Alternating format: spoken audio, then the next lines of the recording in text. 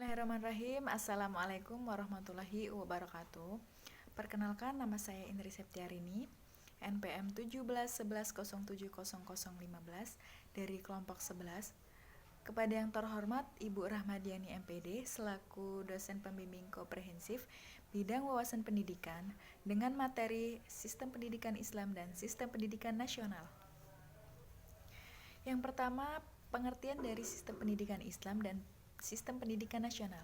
Sistem pendidikan Islam adalah satu dari kesatuan pendidikan yang dimana sistem satuan dan kegiatan dari suatu pendidikan yang bertujuan untuk tercapainya pendidikan Islam.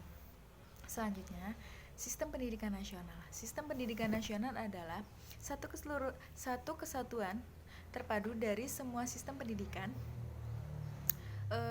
di mana berkaitan satu dengan yang lain untuk mengusahakan tercapainya pendidikan nasional. Yang kedua, dasar dan tujuan sistem pendidikan Islam dan sistem pendidikan nasional.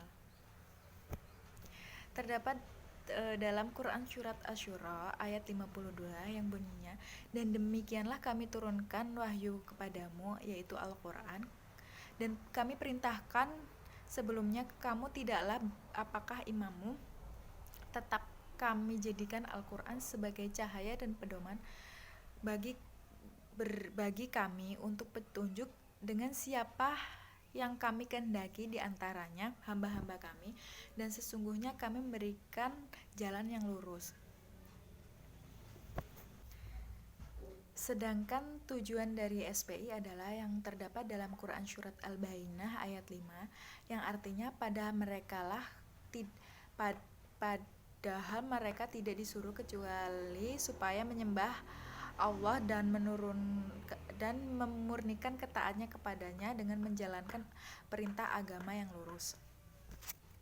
Selanjutnya, dasar sistem pendidikan nasional adalah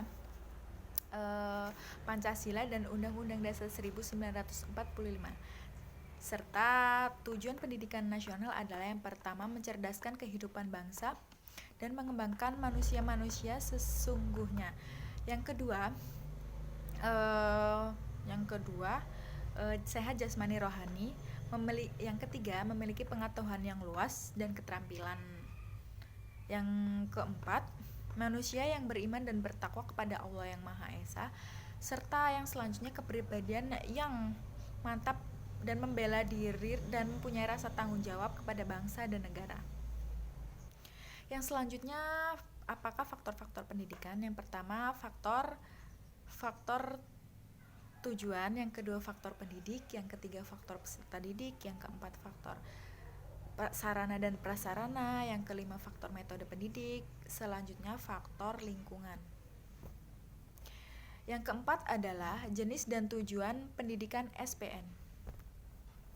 Jenis pendidikan dalam SPN adalah yang pertama pendidikan umum, yang kedua pendidikan kejuruan, yang keempat pendidikan profesi, kelima pendidikan vokasi, keenam pendidikan agama, serta pendidikan khusus.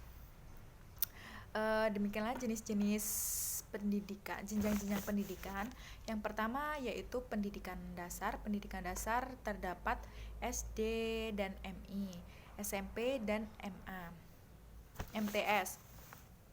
Yang kedua pendidikan menengah. Pendidikan menengah dibagi menjadi beberapa, yaitu SMA, MA, MTS, SMK, dan MAK. Yang selanjutnya pendidikan tinggi. Pendidikan tinggi terbagi menjadi beberapa. Yang pertama yaitu diploma, sarjana, Manchester, serta spesialis.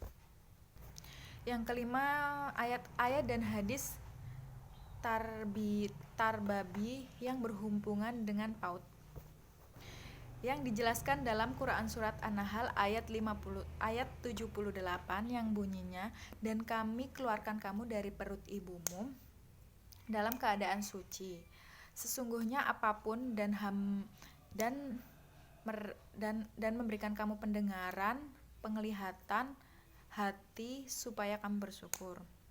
Serta hadis yang berhubungan dengan PAUD, yaitu hadis dari Bukhari Muslim yang bunyinya setiap anak dilahirkan dalam keadaan suci, ayah dan ibunya yang menjadikan mereka Nasrani, Yahudi, dan Majusi. Demikianlah itu dari saya. Apabila ada kesalahan saya mohon maaf. Kepada Allah saya mohon ampun. Wabillahi taufiq wal hidayah. Wassalamualaikum warahmatullahi wabarakatuh.